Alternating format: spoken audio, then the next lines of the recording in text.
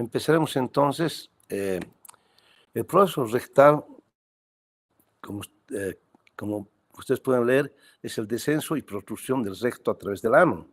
No es una enfermedad muy frecuente, ¿eh? Es media, es bastante, no hay muchos casos, ¿eh?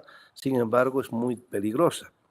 El prolapso menor y transitorio de la mucosa rectal únicamente suele observarse en lactantes, por lo demás que son niños normales, ¿eh? Bebés normales. Eso es solo transitorio y después vuelve a su normalidad. En cambio, en los adultos, el prolapso mucoso persiste y puede agravarse de manera progresiva. O sea que lo peligroso es en el adulto. Bueno, ¿cuál es la etiopatogenia del prolapso rectal? Tenemos factores anatómicos predisponentes. Uno de ellos es el fondo de saco de Douglas profundo, que algunos pacientes tienen un espacio más largo de lo normal en la pelvis que permite el descenso del intestino. Esto solo generalmente no es suficiente. Si aparte de eso tenemos un colon redundante, un tramo del intestino grueso, generalmente el sigmoide, es mucho más largo de lo habitual.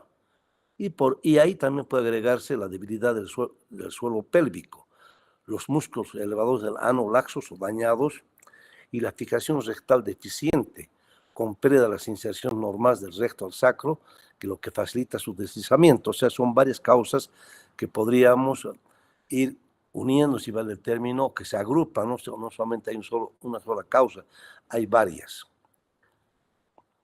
Como ustedes pueden notar en esta primera slide de la izquierda, si ustedes ven, ahí tenemos el útero en la mujer, está ahí, está la vagina y el saco de Douglas, pero en la mujer menos frecuente que en el varón. El saco de Douglas en el varón, aparentemente, al no haber el útero, etcétera, puede ser mucho más profundo en algunos pacientes, y eso hace que el recto, como ustedes ven al lado derecho, pueda prolapsar en dirección al ano, como se ve en el primer slide. Si a esto agregamos el colon redundante, como ven, primero en la imagen central es un colon normal, donde tienen el ascendente, transverso, descendente y el sigmoide, el colon sigmoide.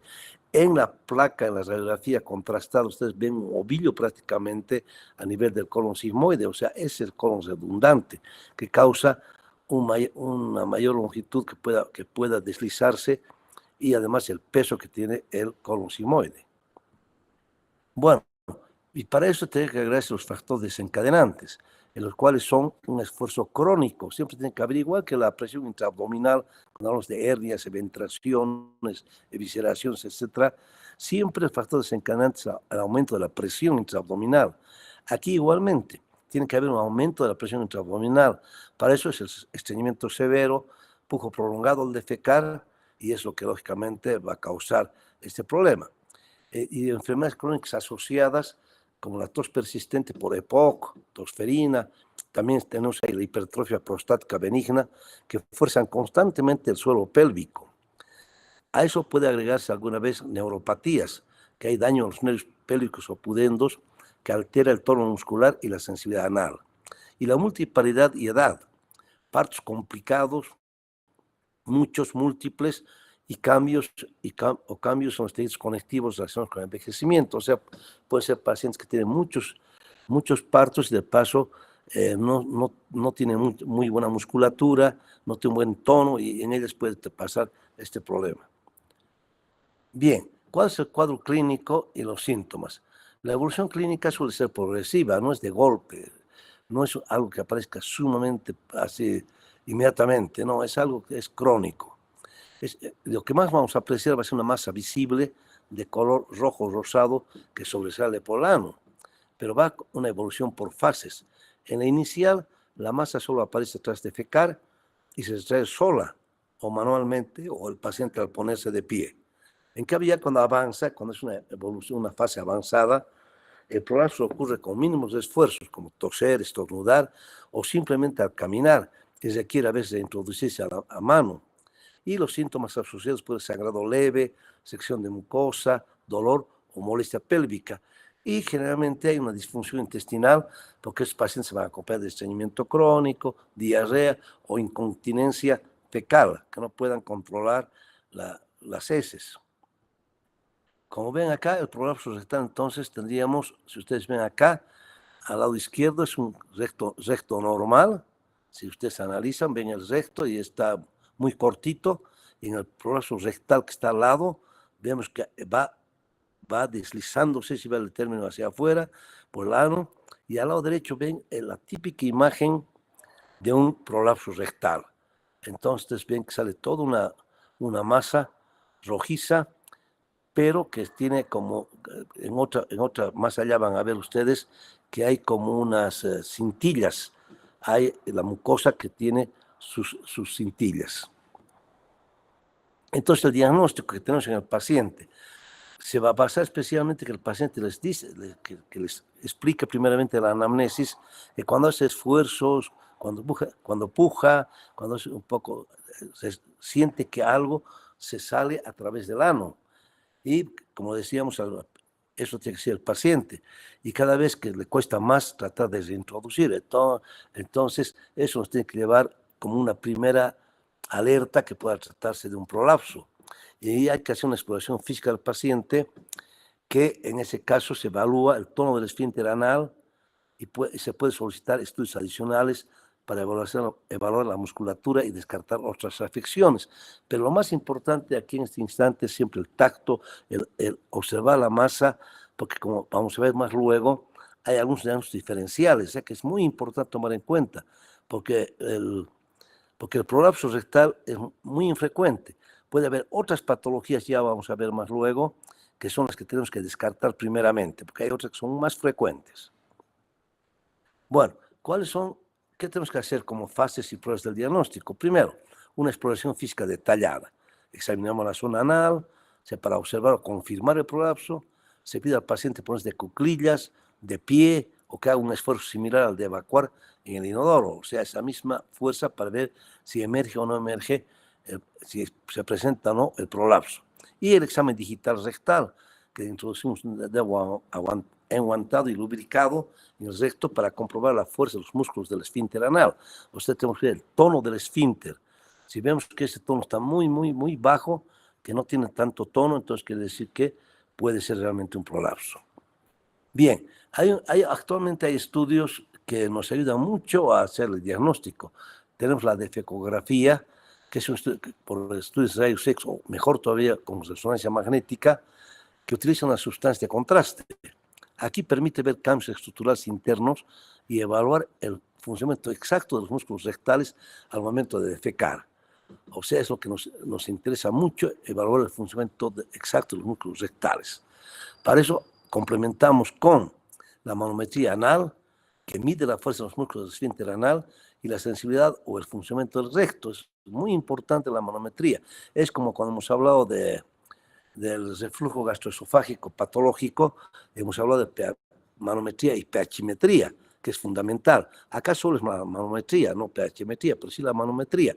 O sea, medir realmente la fuerza, o sea, medir cómo está el tono de cuando hace deposiciones. Eso más la placa nos ayuda bastante. Si ustedes ven al lado izquierdo, se ve un cono medio engrosado. Al centro, este es el estudio de defecografía, donde se pone un balón que va a medir la fuerza. Ahí se hace la manometría con este balón, donde nos permite medir realmente cómo funcionan los esfínteres y cómo funcionan los músculos de la región del recto.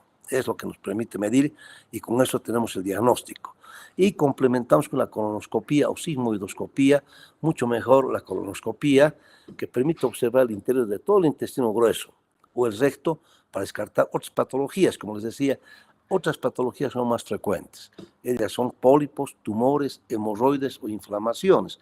Al lado derecho, como ustedes pueden ver, realmente esas como cintillas que les decía, que es que son prácticamente las bandas elásticas, digamos, de la mucosa, o sea, la mucosa con sus cintillas.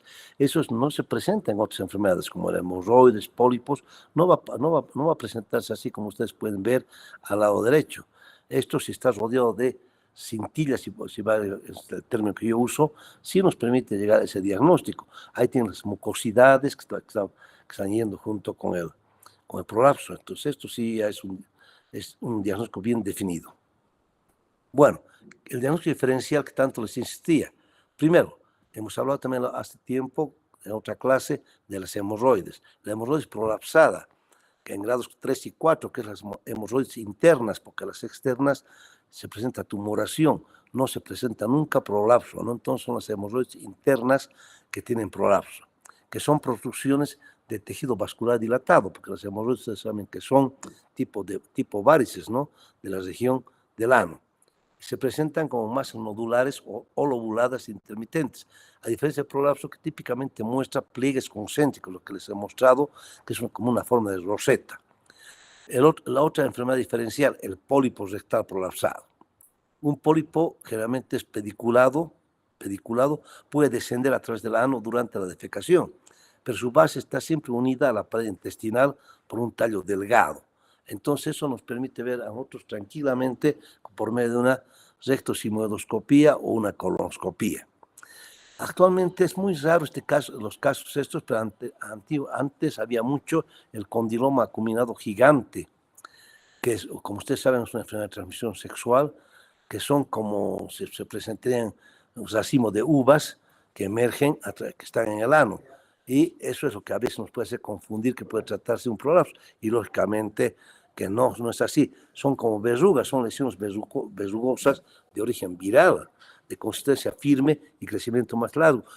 Pero sí realmente pueden como si se podían colgar, pero no salen dentro del ano, dentro del recto, salen por de fuera. Entonces hay que preguntar al paciente y le va a decir que no tiene ese problema que siente que algo sale, sino que que le ha empezado por unas lesiones como si fueran verrugas, unos tumorcitos y que han ido creciendo y creciendo hacia abajo.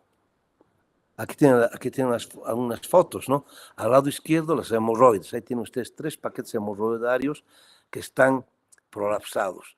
Entonces eso es lo que estamos viendo acá. Las hemorroides no están aquí, o sea, son hemorroides que están ahí emergiendo. Típico al centro, como ustedes ven, imaginen qué bonito se ve acá el pólipo que se desliza, ¿ve? Con un tallo que va justamente a agarrar de la mucosa intestinal. Entonces aquí es muy fácil diferenciar porque los pliegues que están más adentro, esos pliegues de la mucosa, no tienen el pólipo. El pólipo es una masa compacta, dura y que emerge a través del ano. Y el condiloma acuminado al lado derecho, que realmente aquí es monstruoso, como ven, una gran cantidad de tejido que emerge y nada más. O sea que eso tienen ustedes que ver en este caso y poder darse cuenta de los cuadros.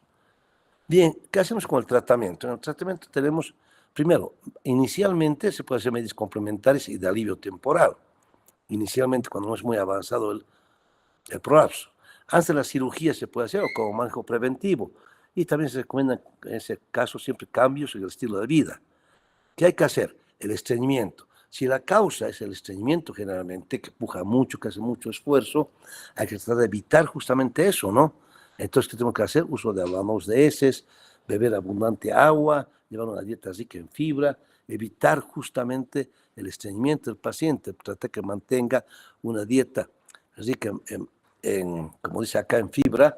La fibra está en los vegetales, usar bueno, papaya, frutas, usar muchos líquidos y si es necesario usar ablandadores, ¿no?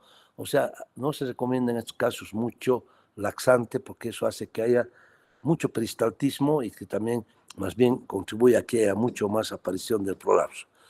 La reducción manual, generalmente eso no es necesario de enseñar, el paciente lo hace instintivamente. Si el tejido se sale temporalmente, se puede empujar suavemente hacia adentro usando guantes, lubricante y aplicando una compresa fría para bajar la hinchazón.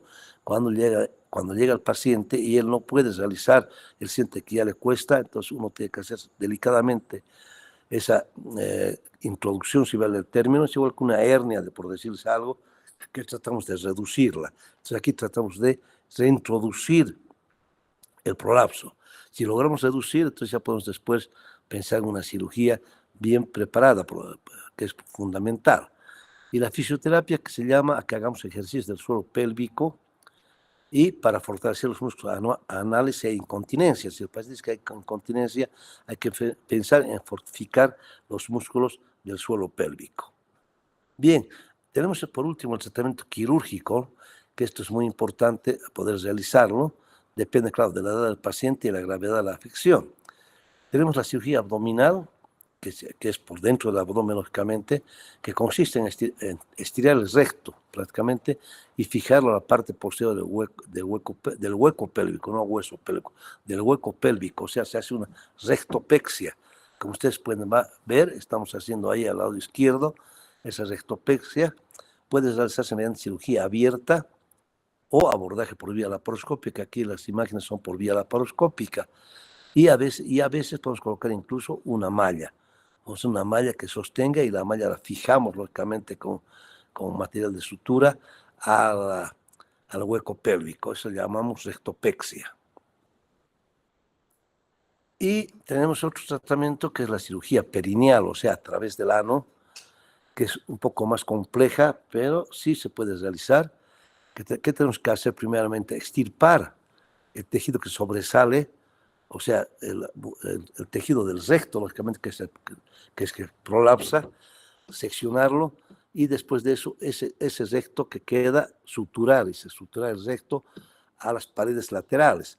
Suele reservarse esto para pacientes de edad avanzada o con otras afecciones médicas, ya que es menos invasiva, pero lamentablemente tiene un riesgo ligeramente mayor que el prolapso otra vez regrese. Sin embargo, en pacientes mayores ya no tienen tanta pujo como la gente joven, entonces este tipo de cirugías puede ir. En cambio, los jóvenes, yo creo que hay que ir más a la cirugía abdominal, ya sea abierta o laparoscópica, para fijar justamente el recto al hueco pélvico. Bueno, entonces ese es lo primero, que es la primera clase que tenemos para ustedes. Espero que hayan comprendido. ¿Qué opinan ustedes ahora? Estamos atentos a eso. ¿Tienen alguna consulta o algo?